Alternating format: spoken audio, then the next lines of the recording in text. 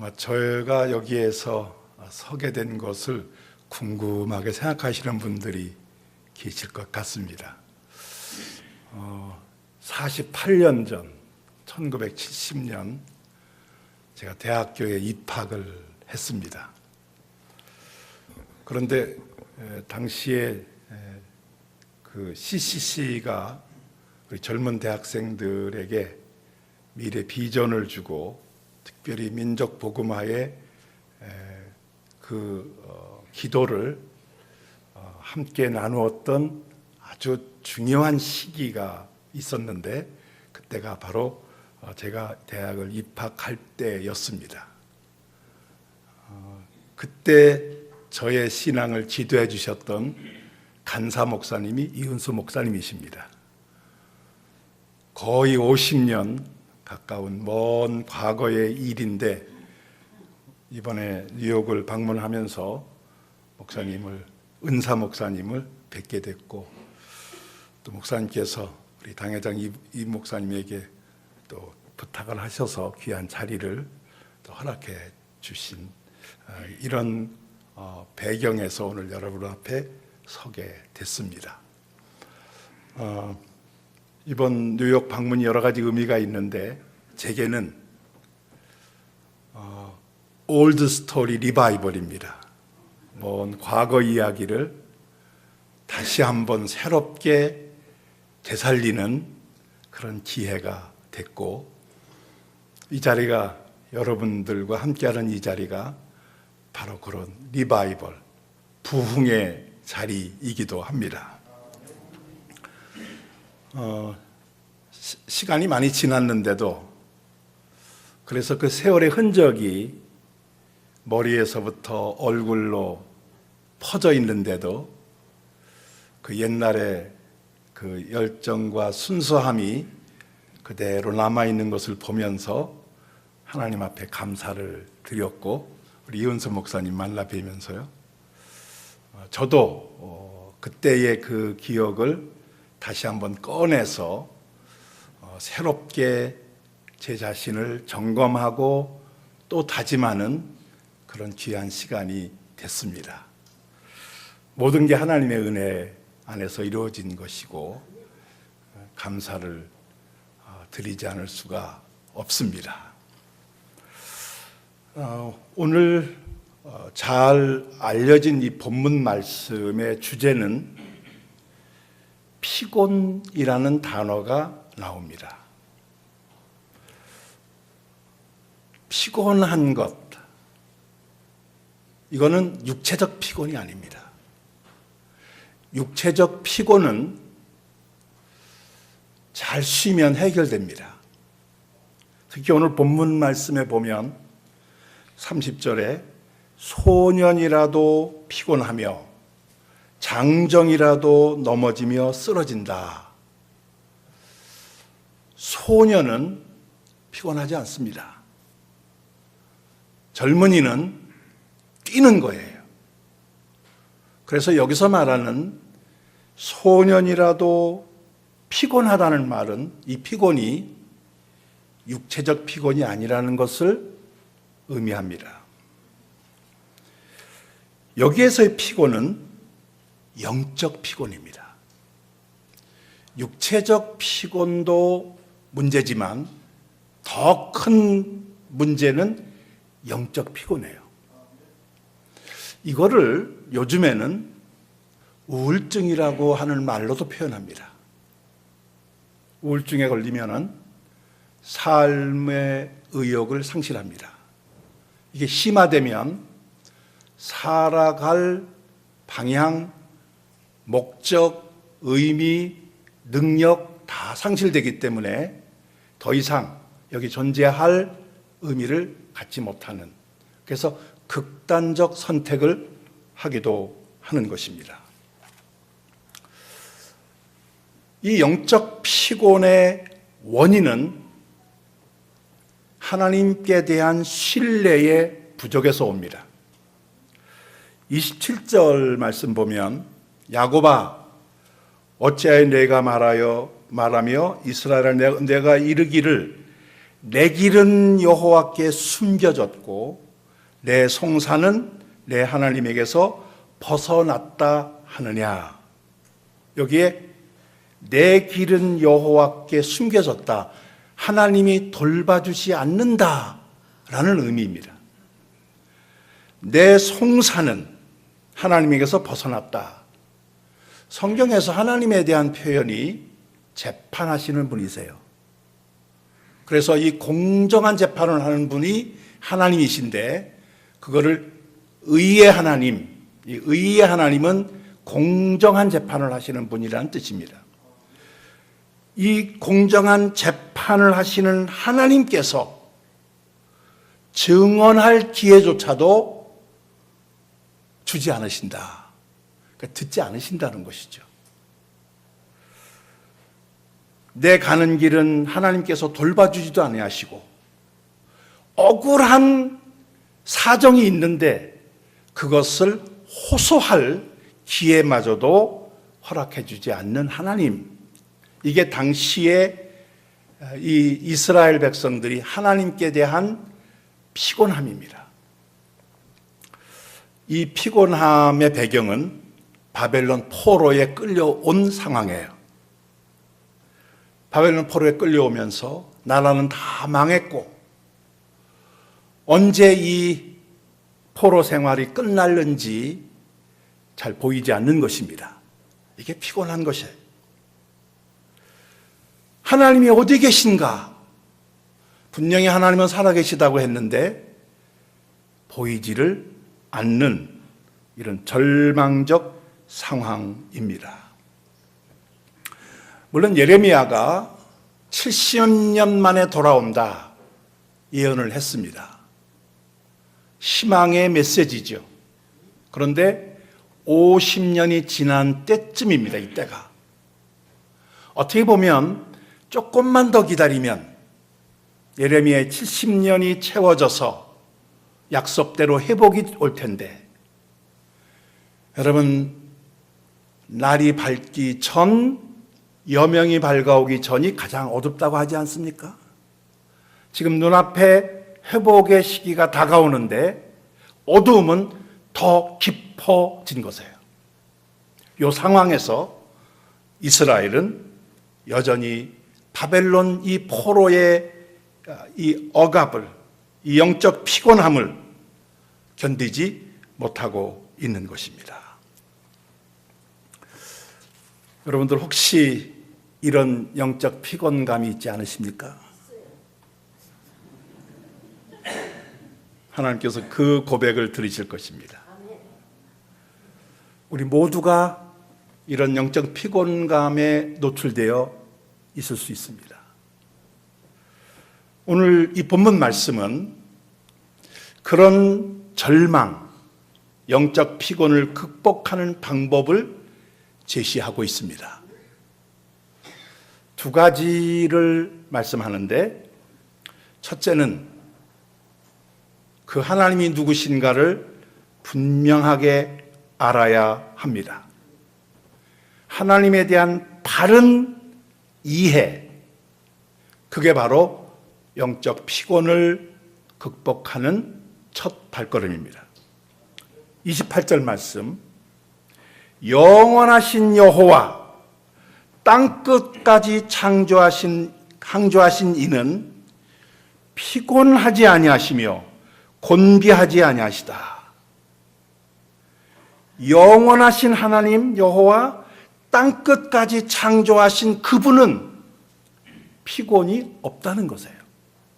여기에 피곤치 아니하시다, 곤비치 아니하시다 하는 것은 우리의 피곤감을 극복해 줄 수 있는 분이라는 의미입니다.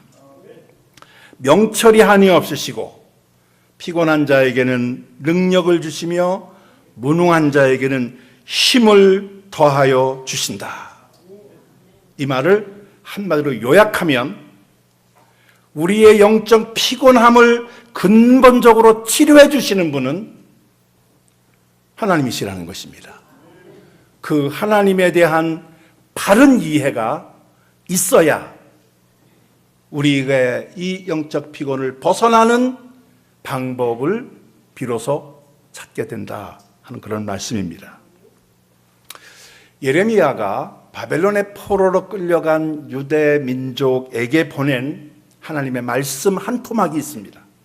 예레미야 29장 11절인데 여호와의 말씀이니라. 너희를 향한 여호와께서 말씀하시는 거예요. 너희를 향한 나의 생각을 내가 아나니.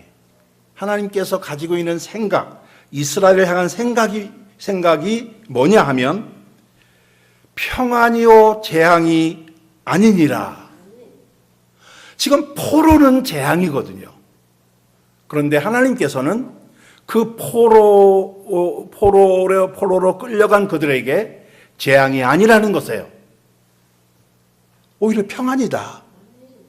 그러시면서 너희에게 미래와 희망을 주는 것이니라. 이게 하나님이십니다. 지금 우리 앞에는 영적 피곤감이 느껴질 수 있습니다. 어쩌면 앞뒤 전체가 다 막힌 것 같은 절망감을 느낄 수도 있을 것입니다. 그런데 그 위에 계신 하나님은 우리가 경험하는 지금의 이 재앙, 절망감, 영적 피곤함 위에서 오히려 나는 너희들에게 미래와 희망을 주고 싶다고 말씀하시는 분이세요. 지금 우리에게 주어져 있는 것은 영어로 temporary입니다. 영원한 것이 아닙니다.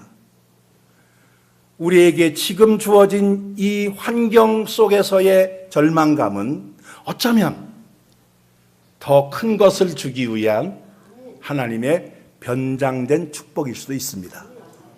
오늘 그 말씀을 하고 계시는 거예요. 영적 피곤함을 극복하는 구체적인 방법, 그것을 31절에 이렇게 표현하고 있습니다. 오직 여호와를 앙망하는 자는 새 힘을 얻는다. 우리의 절망을, 영적 피곤을 극복하는 구체적인 방법은 여호와를 앙망하는 것입니다. 여기에 앙망한다는 말, 이 앙망한다는 말이 히브리어로 카바라는 단어를 쓰고 있는데, 이 카바라고 하는 단어는 하나님께 대한 집중을 의미합니다. 이게 앙망하는 거예요. 우리가 하나님이 어떤 분인가를 알았다면 그 하나님을 향하여 우리의 온 마음을, 우리의 모든 에너지를 거기에 모아서 그분을 향하여 열망하는 마음으로 나아가야 한다는 것입니다. 이 카바라고 하는 이 단어에서 파생된 히브리어 단어가 카브라는 단어예요. 그러니까 카바라는 동사에서 카브라는 명사가 파생돼 나오는데, 이 카브라는 이 히브리어는 직선이라는 뜻입니다. 여러분, 직선이 뭔지 아시죠? 직선은 점과 점이 최단 거리로 이어진 것을 말합니다. 점과 점이 이어지는데 구부러지면 직선이 아니에요. 최단 거리로, 중간에 흩어짐 없이 직선으로 만나는 것, 이게 바로 선입니다. 절망은 선으로 존재하는 것을 의미해요.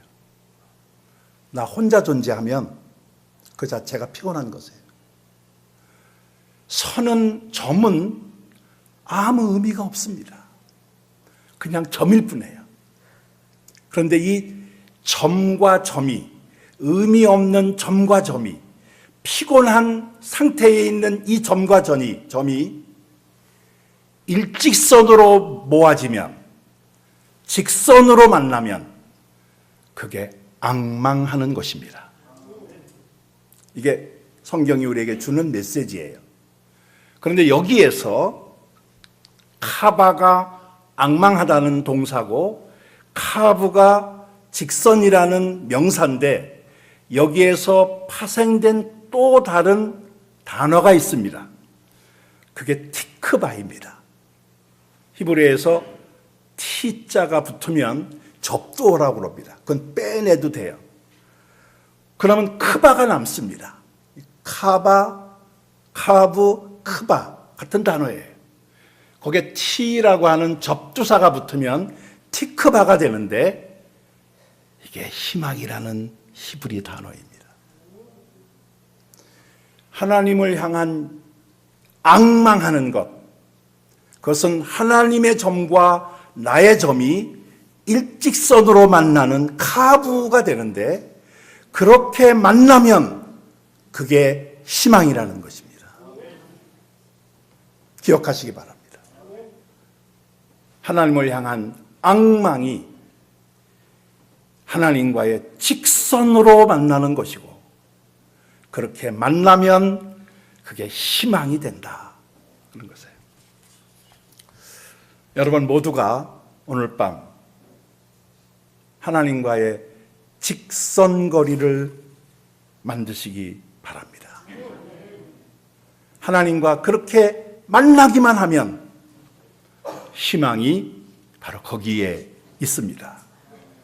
피곤하지 아니하신 그분이 우리에게 우리의 피곤함을 걷어가시는 치료자로 다가오신다. 그런 의미입니다. 그렇게 여호와를 앙망하게 되면 우리가 새 힘을 얻습니다. 새 힘을 공급해 주세요. 이 새 힘을 얻는다는 말은 어원적으로 새로 옷을 갈아입는다 그런 뜻입니다. 뉴욕 오니까 한국보다는 조금 빠르게 가을이 깊어가는 것 같습니다. 저에게 카톡으로 문자를 보내기를 튼튼하게 옷 입고 오세요. 그렇게 왔어요. 여름에 그 더울 때 다 훌을 벗어던진 그 가벼운 옷을 입은 우리가 가을이 깊어가니까 두툼한 옷을 끼어 입고 옵니다. 마치 계절의 바뀜에 따라 내가 옷을 바꿔 입듯이 우리에게 이 피곤함이 하나님에 의해서 걷어지는 것은 마치 새 옷을 갈아입는 것처럼 이전과 다른 새로운 힘이 우리에게 주어진다는 것이에요. 이것이 성령의 능력입니다. 성령의 능력은 우리가 갖는 에너지가 아닙니다.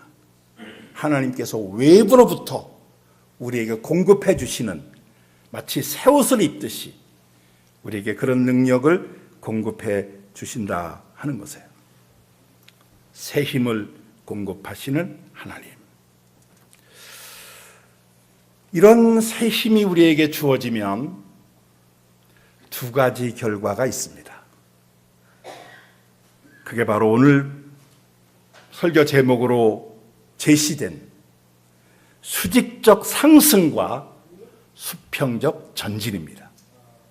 우리에게 주어지는 힘은 그냥 끌어안고 살라는 힘이 아니라 어딘가를 향하여 우리가 해야 될 일을 향하여 나아가는 힘을 의미하는데 하나님께서 우리에게 그런 힘을 주시는 것은 할 일을 하라고 주시는 것이지 그냥 머물라고 주는 것은 아니라는 것인데 방향이 수직적으로 상승하고 수평적으로 전진하는 것입니다.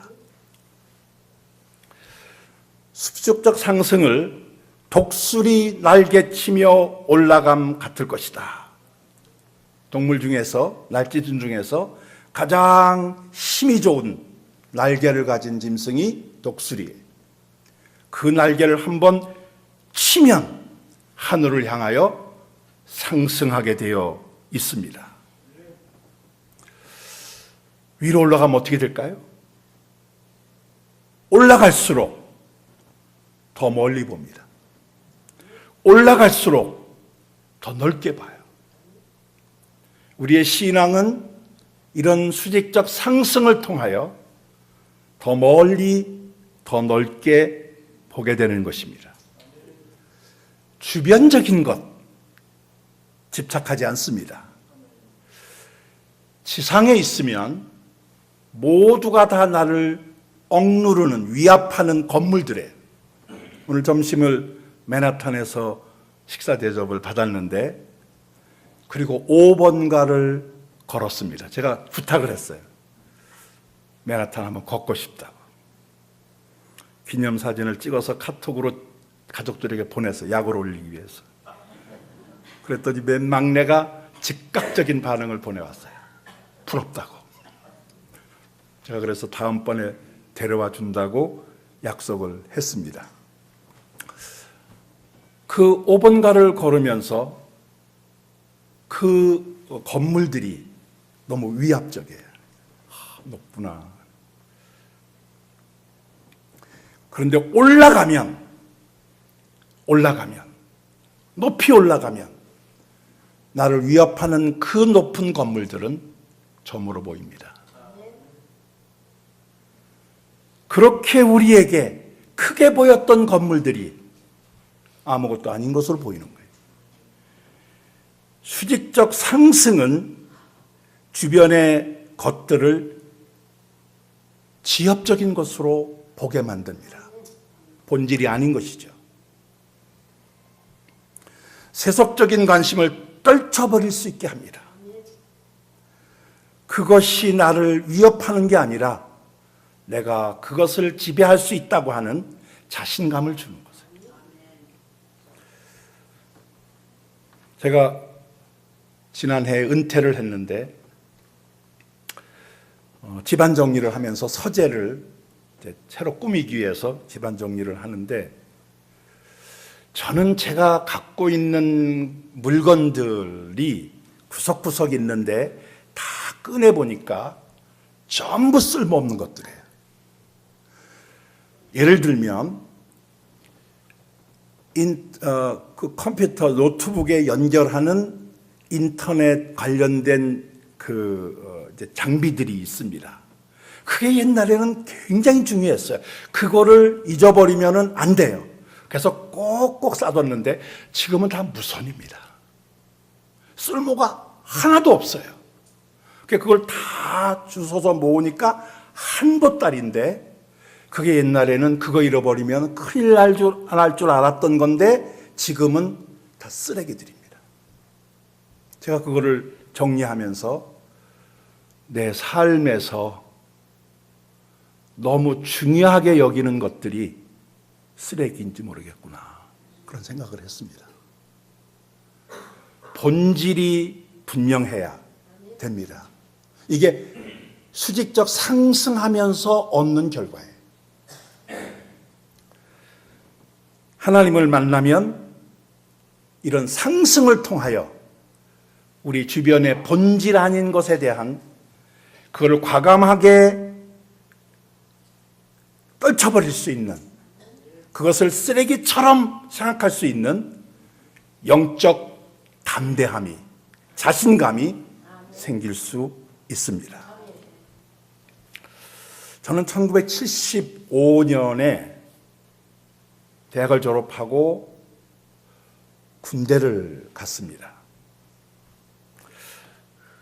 하나님께서 미군 부대에 배속을 하게 해주셨어요. 김포공항 옆에 있는 통신단 미군 부대에 한국군 사병으로 배속이 됐는데, 그게 얼마나 큰 축복인지 모릅니다. 물론 한국군 부대에 가면은 힘든 그런 과정이 있는데, 여기서는 그런 것도 없고, 하여튼 모든 게 다 열려 있고, 또 제가 영어를 또 활용할 수 있는 좋은 기회도 되고, 그렇게 보내는데, 제가 하루에 점심 식사 시간이 되면 식당을 갑니다. 근데 이 미군이 철수를 막 하는 때였어요. 카터에 의해서 철군을 일부 하고 있는 때인데, 저희 부대가 그 철군 대상이라서 많이 돌아갔어요. 그러니까 시설이 아주 좋은 시설인데, 크고 좋은 시설인데 사람이 반 이상으로 줄은 거예요. 식당을 가면 줄을 안 섭니다. 그러니까 식당에 가서 식사를 하고 나면 30분 이전에 식사가 다 끝나요. 제가 근무하는 곳하고 식당 사이가 한 200m 떨어져 있는데 그 중간에 100m, 100m 그 중간에 그림 같은 미군 채플이, 그 미군 부대 채플이 있었습니다. 그래서 저는 식사하고 30분 이전에 끝나니까 30분 시간이 있는 거예요. 그래서 이 채플에 들어가서 정오 기도를 했어요. 매일 들어가서 기도하는 거예요. 기도가 어떤 절망감의 기도가 아니라 너무 편한 가운데 기도였어요. 그러니까 그냥 습관적 기도인지도 모르죠. 무슨 다급해가지고 뭐를 구하는 기도가 아니라 그냥 기도하는 거예요. 습관적으로 기도하는 거죠. 그런데 어느 날 1975년 2월입니다. 어느 날 날짜는 제가 기록을 해놓지 않았는데 채플에 들어가서 아무도 없는 채플에서 무릎을 딱 꿇고 기도를 시작하는데 제 입에서 툭 튀어나온 말이 신학하겠습니다였어요. 저는 신학을 한다는 생각을 해본 적도 없고 또 신학을 해야 될 이유도 제가 갖고 있질 않았고 물론 주변에서 신학 공부하는 게 어떠냐 하는 조언은 있었어요. 그러나 제가 그거를 받아들일 생각이 없었습니다. 근데 그날 탁 들어가서 제 입에서 툭 튀어나온 말이 신학하겠습니다. 그 말을 탁 입으로 고백을 했는데 제 안으로 확 들어오는 게 감격, 감사, 기쁨이었어요. 그러니까 저도 모르게 눈물이 계속 흐르는 거예요. 이거는 뭐 슬퍼서 우는 것도 아니고 억울해서 우는 것도 아니고 그 기쁨, 감격이 저를 그렇게 만드는 거예요. 이유도 모르고. 그렇게 해서 이제 기도를 끝내고 돌아왔는데 한 달 동안 이 감격, 기쁨이 떠나질 않는 거예요. 계속해서. 얼마나 이 영적인 그 민감함이 있는지 바람만 불어도 그 바람이 나뭇잎 사기를 이렇게 흔들어도 그거 보고 눈물이 주르르 흘러요. 아마 그거를 경험해 보신 분들은 제가 무슨 얘기하는지 아실 거예요. 그 영적으로 아주 마음이 아주 여리여지고 예민해졌는데 지나가는 것만 봐도 눈물이 주르르 흐르는 거예요. 근데 이것이 한 달을 계속했습니다. 저는 그때의 그 감격과 기쁨이 지금도 가끔씩 이렇게 저 마음을 탁 건드리면 이 나이에도 눈물이 핑 도는 것을 경험합니다. 저는 그때 저에게 준 이 감격, 기쁨, 한 달 동안 계속됐던 감격, 기쁨, 그 이후에도 계속되는 이 감정을 왜 주셨을까? 이렇게 해석을 했어요. 제가 어떤 필요성도 있는 것도 아니고 또 제가 어떤 그 압박을 받은 것도 아니고 제가 계획을 세운 것도 아니고 저도 모르게 탁 튀어나온 것은 하나님이 내게서 그 고백을 뺏어가셨는데 그리고 그 공백을 하나님의 방법으로 채워주신 것이다. 그렇게 해석을 하고 그렇게 해석할 수밖에 없습니다. 저는 그때의 그 경험을 벌써 43년 전인데 1975년이니까 43년 전의 그 경험을 나를 신앙의 수직적 상승을 시켜준 경험이라고 받아들이고 있습니다. 그때 이후에 그동안 관심 가졌던 내용들이 저는 제대를 한 후에 영문학을 전공해서 영문학자가 되겠다는 계획을 세웠어요. 그런데 그 이후에 그런 제가 가졌던 나름대로의 어떤 열정과 그 젊었을 때 그 비전을 한 번도 되돌아본 적이 없습니다. 그러니까 하나님께서 싹 밀어버리신 것이죠. 수직적 상승을 통하여 거기에 대한 아쉬움 같은 거를 전혀 느끼지 않게 하셨다. 그래서 뒤를 돌아보지 않고 가게 만드셨다. 그렇게 저는 해석을 합니다. 여러분들도 그런 경험들이 한두 번 있으셨을 거예요. 신앙 안으로 들어오는 중생의 경험은 그런 수직적 상승을 통해서 가능한 것입니다. 여러분들이 정도의 차이는 있을지 몰라도 하나님과의 만남을 통해서 수직적 상승을 했던, 그게 감격을 주신 것이든 아니면은 여러분들 가지고 있는 가치관의 새로운 변화를 주신 것이든 하나님이 주인으로 자리를 잡게 하신 것이든 어떤 형태로든 간에 이 경험은 있으십니다. 바라기는 그것을 놓치지 않기를 바라세요. 이제는 하나님을 만나기 위해서 앙망하는 것이 아니라 하나님이 주셨던 그 첫 경험을 놓치지 않게 해서 하나님을 앙망해야 되는 것이죠. 하나님 주시는 새 힘이 우리에게 주는 것은 수평적 전진입니다. 그렇게 끌어올라간 것만이 아니라 수평적으로 전진하게 하는 거예요. 이거를 오늘 본문 말씀은 다른 박질하여도 곤비치 않겠고 걸어가도 피곤하지 않는다라고 말씀합니다. 여러분, 다른 박질하는 것, 뛰어가는 거예요. 걸어가는 것, 앞으로 나아가는 것입니다. 그런데 다른 박질해도 곤비치 않고 걸어가도 피곤치 않는다. 이건 전진의 두 내용을 이야기합니다. 때로는 달려갈 수 있습니다. 때로는 걸어갈 때도 있어요. 제 경험을 회고해 보면 달려갈 때가 큰 길을 만날 때예요. 앞에 장애물이 없습니다. 큰 길을 만날 때. 그때는 마음껏 달리는 것이죠. 그때 걸어가면 안 됩니다. 하나님께서 뛰도록 우리에게 조건을 마련해 주셨을 때는 뛰어가셔야 돼요. 그런데 걸어갈 때가 있어요. 자갈길 뛰어가다가 넘어져요. 구불구불한 길 뛰어가다가는 사고를 당할 수 있습니다. 그때는 조심조심 하면서 걸어가야 합니다. 속도의 차이가 있겠죠. 달려갈 때 속도하고 걸어갈 때 속도는 차이가 있어요. 비교할 필요 없습니다. 내게 달려갈 때 달려가는 것, 걸어갈 때 걸어가는 것, 그것은 하나님이 내게 주신 은혜다. 달려가는 것도 은혜고 걸어가는 것도 은혜다. 가야 됩니다.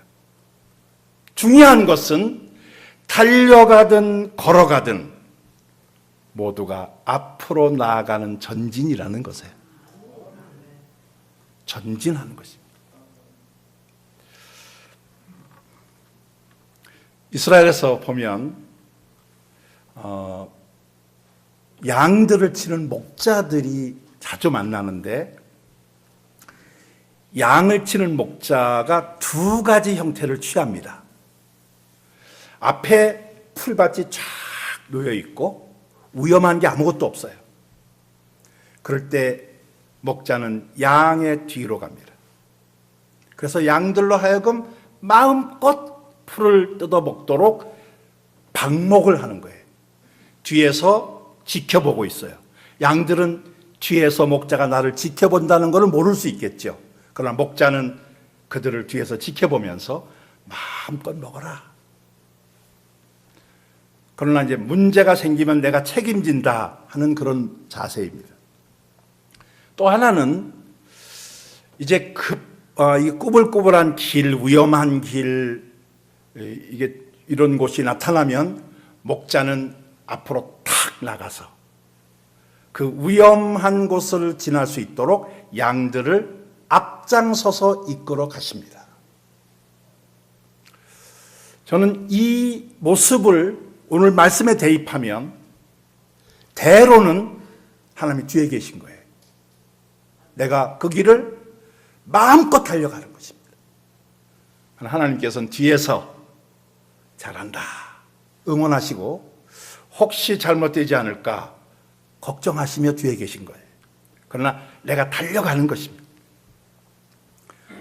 그러다가 어떤 위험한 상황, 좋지 않은 길이 나타나면 하나님은 앞으로 탁 나서셔서 내 길을 앞장서서 인도하십니다. 저는 그런 면에서 봤을 때 어려운 걸어갈 길을 만나면 저는 기뻐해야 된다고 봐요. 왜 그러냐면 하나님께서 이니셔티브를 쥐고 앞으로 나오시기 때문에 오히려 그런 길이 하나님과 가까이 있는 길입니다. 그래서 환난을 당하면 절망하는 게 아니라 기뻐하라는 것이 나의 앞에 나를 이끌기 위해서 개입하시는 하나님을 만날 수 있는 좋은 기회이기 때문에 그렇습니다. 그래서 대로를 만나도 기뻐하고 위험한 길을 만나도 기뻐할 수밖에 없는, 내게 주어진 이 넓은 길을 감사하지만 동시에 좁은 길을 가면서도 나의 앞장서서 나를 인도하시는 그 하나님을 우리가 감사하며 찬양할 수 있겠다 하는 것입니다. 쉼 없는 전진은 영적 우리의 영향력을 확장시키는 것이고, 이 땅에 우리에게 주어진 일을, 우리에게 맡기신 일을 내가 감당하는 즐거움이 그 안에 있습니다. 수직적 상승과 수평적 전진은 하나입니다. 하나님께서 주시는 새 힘의 공급, 그래서 위로 올라가도록 나를 끌어올려 주시는 상승, 비전을 분명하게 해주시는 것이에요. 동시에 우리에게 주신 이 사명을 구체적으로 실현시키시는 하나님, 그게 바로 우리로 하여금 전진하게 하는 것입니다. 빌립보 2장 13절은 이 두 가지를 기가 막히게 사도 바울은 결합시키고 있습니다. 너희 안에 행하시는 이는 하나님이시니. 여러분, 이 말씀을 들으며 기억나는 거 없으세요? 방금 말씀드린 것처럼 좁은 길을 갈 때 하나님은 우리에 앞서셔서 우리의 일을 행해 주시는 분이십니다. 그래서 이거는 하나님의 주도권을 가지고 우리를 이끄시는 분이다. 저는 그것을 우리를 상승하게 하는 분이라고 해석을 하고 싶습니다. 그 하나님은 자기의 기쁘신 뜻을 위하여 너희 안에 소원을 두고 행하게 하신다, 전진하게 하신다는 거예요. 하나님이 일하시는데 우리로 하여금 그 일을 하게 하신다. 수직적 상승과 수평적 전진이 만나는 말씀입니다. 영적 피곤, 우리의 절망감은 하나님께 대한 신뢰 결여에서 비롯됩니다. 이것을 벗어나는 길은 여호와를 앙망하는 것인데, 우리의 기도가 흐트러진 기도가 아니라 하나님과 직선으로 만나는 기도, 그것이 바로 우리의 영적 피곤을 벗어나게 하는 것이다. 그럴 때 우리에게 하나님은 새 힘을 주셔서 올라가게도 하시고 전진하게도 하시고, 전진하되 뛰게도 하시고 걸어가게도 하시고, 그래서 변함없이 하나님이 맡기신 그 일을 마지막까지 감당케 하시는 하나님이신 것입니다.